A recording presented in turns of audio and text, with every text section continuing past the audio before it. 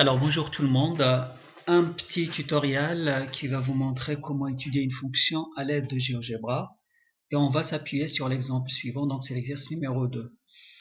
Donc alors vous avez l'énoncé, donc vous travaillez dans une entreprise qui lance la fabrication en grande série de clés USB qui seront vendues entre 20 et 30 euros. Donc c'est notre domaine de définition, on va travailler entre X appartient à l'intervalle 20-30.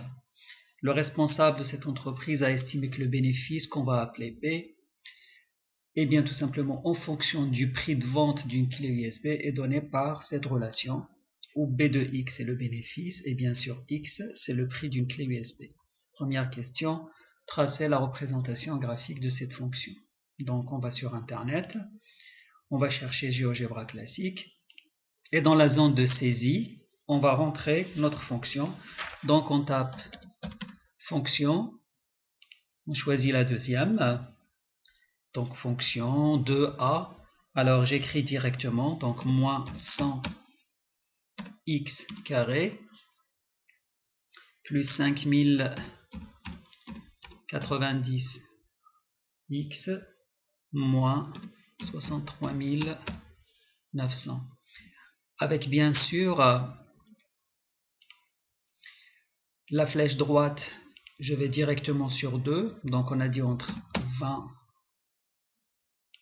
flèche droite, ou bien vous pouvez utiliser aussi la flèche droite de votre clavier, d'accord, donc 30, et je valide.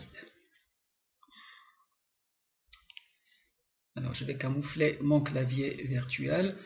Donc voilà, j'ai tracé ma fonction. Par contre je ne vois rien du tout parce que tout simplement l'échelle n'est pas appropriée. Donc vous cliquez sur la petite croix qui est là, enfin cette croix ça veut dire déplacer le graphique. Donc déplacer graphique, donc je clique sur un endroit ici déjà pour commencer à déplacer mon graphique vers la gauche.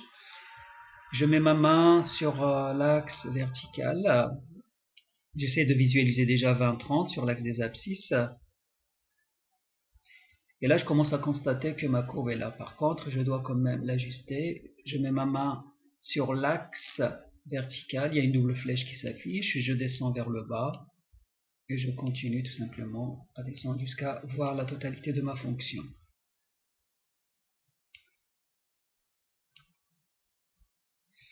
Et donc voilà la représentation graphique de ma fonction.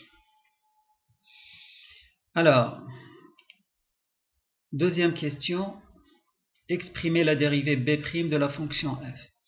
Donc, pour faire la dérivée avec GeoGebra, vous tapez tout simplement dérivée et vous choisissez la première. Et la fonction, c'est le nom de votre fonction, donc c'est f. Et vous validez. Et donc là, il vous donne la dérivée de votre fonction qui est moins 200x plus 5090. Et donc, vous avez la représentation graphique de la dérivée tout simplement qui s'affiche en bleu. Alors si vous avez envie de cacher la fonction et ne garder que la dérivée, vous appuyez sur le bouton qui est là.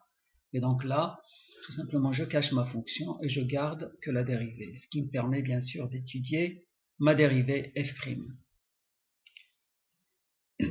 Alors, étudier le signe de la fonction dérivée b'. Eh bien, je reviens ici, je peux agrandir si je le souhaite pour voir ma dérivée. Et je vais commencer déjà par chercher pour quelle abscisse ma dérivée est égale à 0. Donc, je viens ici, sur ce pictogramme, je choisis intersection, et je choisis l'intersection entre l'axe des abscisses et la droite qui représente la dérivée. Et donc, je constate en l'abscisse 25-45, ma dérivée est nulle.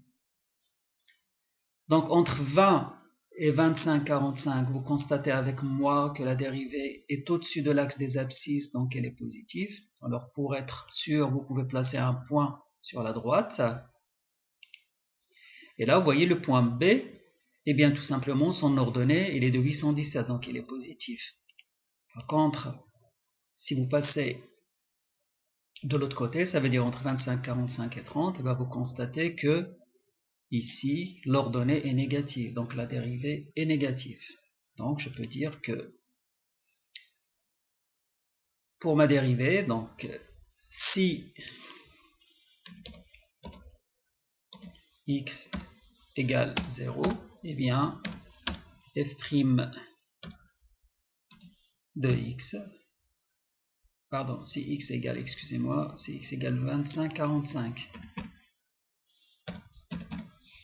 eh bien, ma dérivée f' de x, bah, il est égal à 0. Si x est inférieur à 25,45, si x est comprise entre 20 et 25,45, donc ma dérivée est positive parce qu'elle est au-dessus de l'axe des abscisses.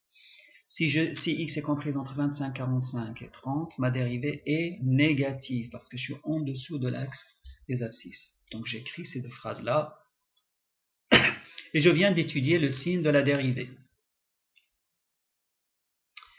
Alors, dressez le tableau de variation. Bah, le tableau de variation, c'est la même chose. Donc, vous placez le point où vous avez un maximum ou un minimum. Ici, en l'occurrence, c'est 25,45.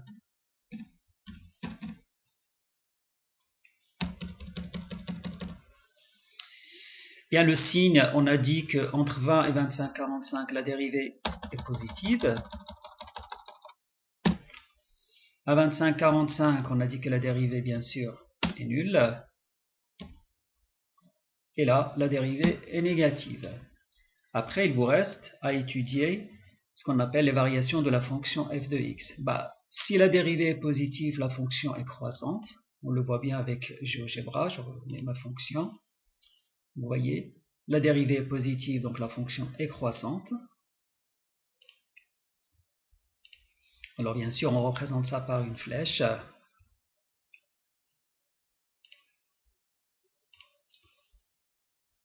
Voilà, donc ma dérivée est positive. Pardon, ma fonction est croissante et ma fonction est décroissante. Il me reste à chercher f de 20, f de 25,45 et f de 30. Alors pour cela, j'utilise GeoGebra. Donc je tape tout simplement dans la zone de saisie f de 20. Donc ça fait moins 2100.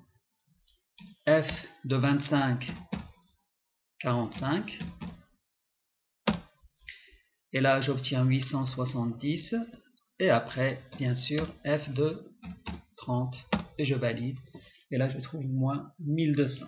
Donc voilà comment on cherche l'ordonnée d'un abscisse en utilisant GeoGebra. En tapant f de l'abscisse. Alors après résoudre l'équation b de x égale 0, ça veut dire quand est-ce que le bénéfice est égal à 0. Alors là je vais cacher bien sûr ma dérivée, j'ai besoin que de ma fonction. Et pour ça je vais chercher l'intersection entre ma courbe et l'axe des abscisses.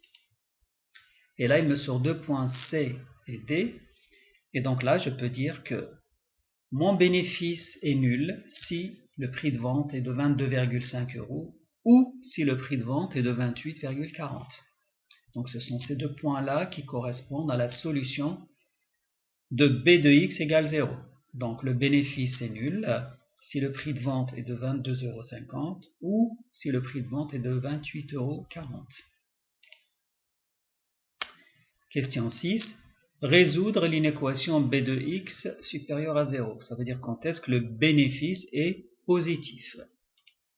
Ben, on le voit ici avec GeoGebra. Donc c'est la partie qui est au-dessus de l'axe des abscisses.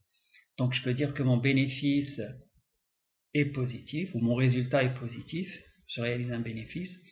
Et bien si les prix de vente sont compris entre 22,50 € et 28,40 €. Donc là je réalise un bénéfice. Si le prix de vente est en dessous de 22,50, là je perds de l'argent. Idem, si le prix est supérieur à 28,40, je perds de l'argent. Alors, déterminer les prix de vente des clés USB pour lesquels le bénéfice est nul. Donc on vient de répondre. Donc les prix sont 22,50 et 28,40 €. Déterminer les prix de vente des clés USB pour lesquels on réalise un bénéfice. Bah, si les prix de vente sont comprises bien sûr entre 22,50 € et 28,40 €. Et déterminer le prix de vente des clés USB pour lequel le bénéfice est maximum. Alors, pour trouver un maximum, dans la zone de saisie, vous tapez tout simplement l'instruction extrêmum et vous choisissez le premier, extrêmum polynôme, et vous donnez au nom du polynôme, le nom de votre fonction qui s'appelle tout simplement f.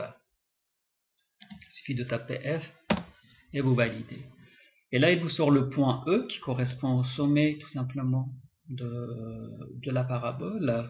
Donc, c'est le maximum.